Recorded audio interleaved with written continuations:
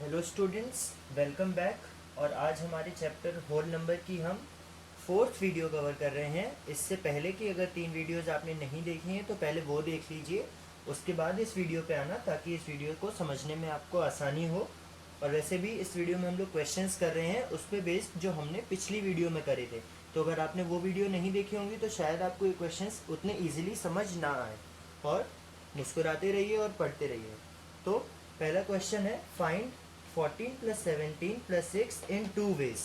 तो अब हमें इस सम को कैलकुलेट करना है दो अलग अलग तरीकों से। तो दो अलग अलग तरीकों से हम कैसे कैलकुलेट कर सकते हैं, थोड़ा सा सोचने की कोशिश कीजिए इससे पहले कि मैं आपको आंसर बताऊं।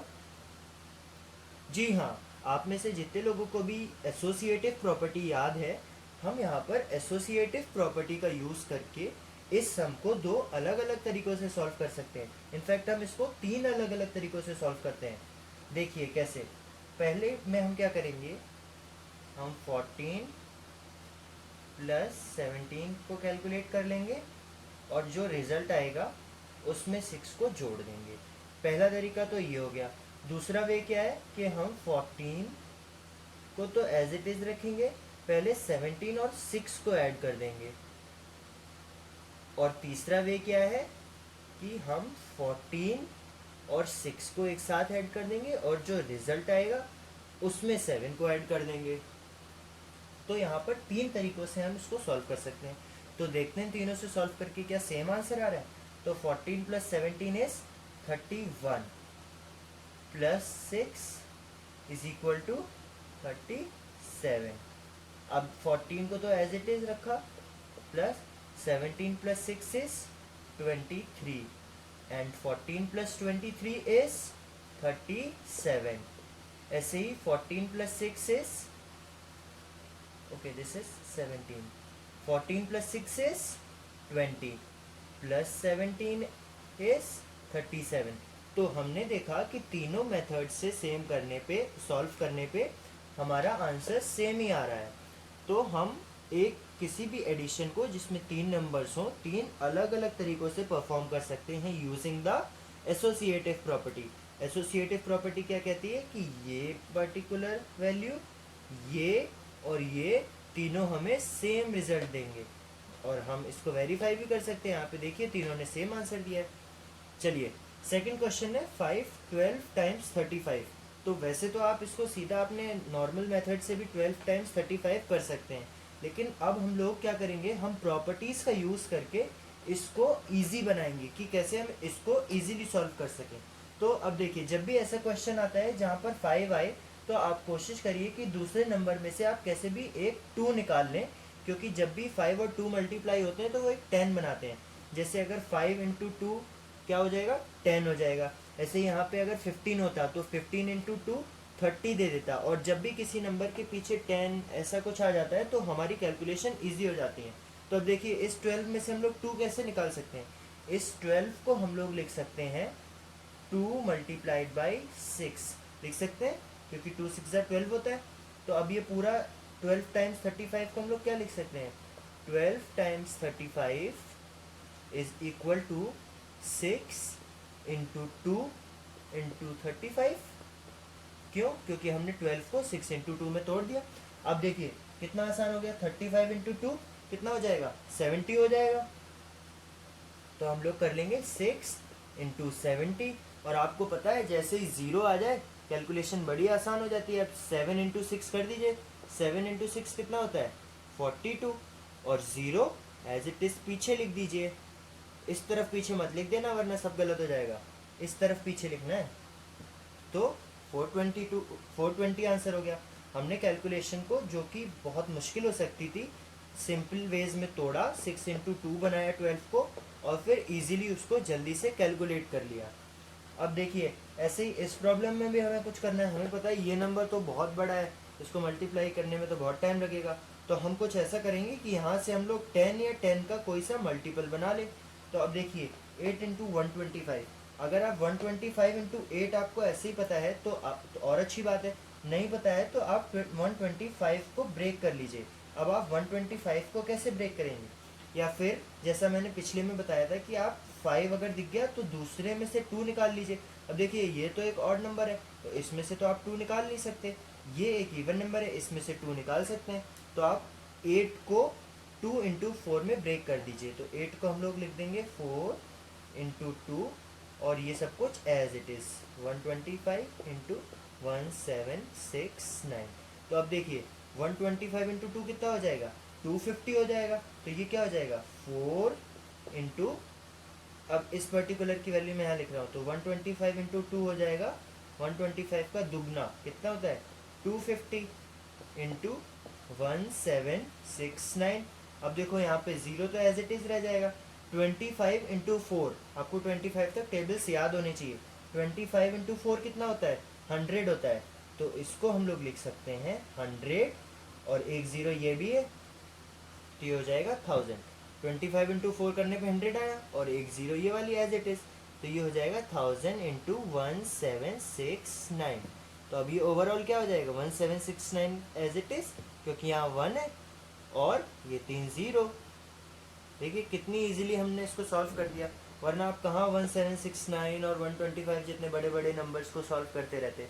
तो अब आप कहोगे कि सर आपको तो पहले से पता था इसलिए आपने इसको आराम से 2 और 4 में तोड़ दिया।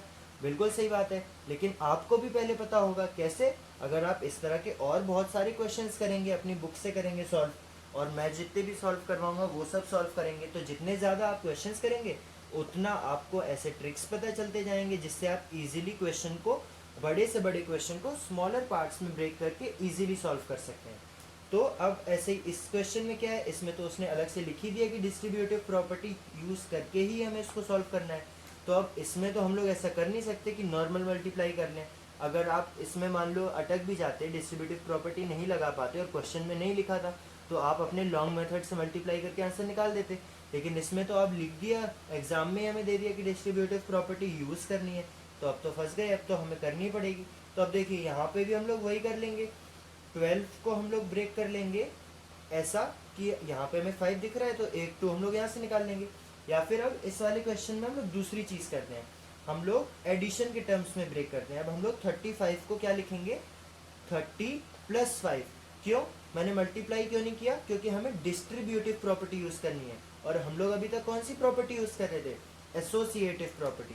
तो डिस्ट्रीब्यूटिव प्रॉपर्टी आपको याद हो तो अगर हम इसको ऐसे तोड़ें, 35 को हम लोग लिख दें ब्रैकेट लगा के 30 प्लस 5, तो 30 प्लस 5 35 होता है। तो हमने इसको ऐसे ब्रेक कर दिया। और इसको हम लोग कैसे लिख सकते हैं, आपको याद हो लास्ट वीडियो के एंड में हमने ये प्रॉपर्टी कवर की थी। इसको हम लोग लिख सकते हैं 12 इंटू 30 प्लस 12 इंटू 5। अब देखिए ये तो बड़े आसानी से सॉल्व हो जाएगा। 12 इंटू 3 कितना होता है 36 और 0 को एज इट इज़ लास्ट में लिख दीजिए। ऐसे 12 टाइम्स 5, 12 5 ज़ा 60 और 360 प्लस 60 कितना होता है 420। तो ये देखिए इस क्वेश्चन को भी हमने कितने इजीली सॉल्व कर लिया। चलिए तो जल्दी से ये 2 क्वेश्चन सॉल्व कर लेते हैं। तो यहाँ पे लिखा है सिंप्लीफाई ये एक्सप्रेशन। तो सिंप्लीफाई मतलब ये बहुत मुश्किल चीज़ लिखी है, इसको सिंप्लीफाई कर दो, सिंपल बना दो, आसान कर दो।